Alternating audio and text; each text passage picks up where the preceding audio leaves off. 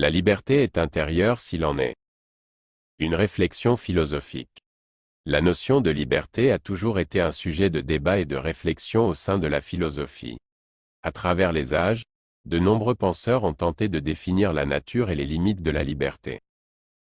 Aujourd'hui, nous nous pencherons sur la perspective selon laquelle la véritable liberté réside en notre intériorité, indépendamment des contraintes externes qui peuvent nous entourer. Dans cet article, nous explorerons cette idée en utilisant des concepts phylogénétiques et en illustrant notre propos avec quelques exemples concrets. Le libre arbitre et l'influence de l'environnement.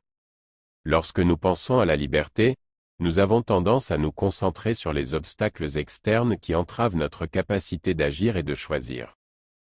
Cependant, un regard attentif sur notre propre expérience nous montre que la liberté va au-delà des circonstances extérieures.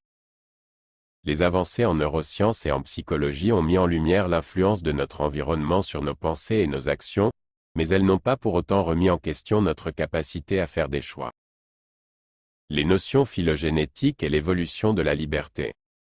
Pour mieux comprendre la nature de la liberté, nous pouvons nous tourner vers les notions phylogénétiques, c'est-à-dire l'étude de l'évolution des comportements au fil du temps. Au cours de l'évolution, les êtres vivants ont développé des mécanismes de survie et d'adaptation qui ont façonné leur comportement. Cependant, l'émergence de la conscience et de l'intelligence chez les êtres humains a introduit une nouvelle dimension à la notion de liberté. La liberté intérieure.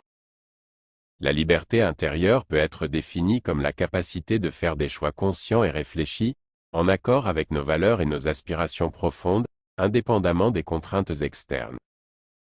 Cela signifie que même si nous sommes confrontés à des circonstances difficiles ou à des pressions extérieures, nous conservons toujours la possibilité de décider comment réagir et comment vivre notre vie.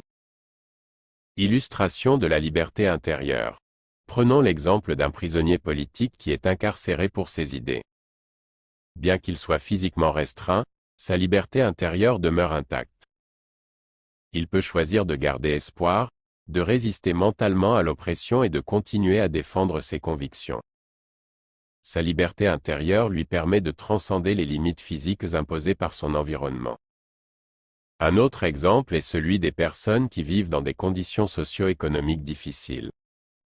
Malgré les obstacles extérieurs tels que la pauvreté ou les inégalités, certains individus parviennent à cultiver une liberté intérieure en développant une attitude positive, en faisant preuve de résilience et en poursuivant leurs aspirations malgré les difficultés. La complexité de la question du déterminisme.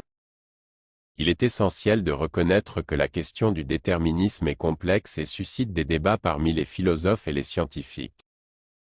Certains soutiennent que notre comportement et nos choix sont entièrement déterminés par des causes antérieures, qu'elles soient génétiques, environnementales ou sociales. Selon cette perspective, la liberté intérieure serait une illusion, car tout ce que nous faisons serait prédestiné. Cependant, il existe également des arguments en faveur d'une certaine marge de liberté dans notre existence. Certains soutiennent que même si nous sommes soumis à des influences extérieures, il existe une part de notre être qui échappe au déterminisme.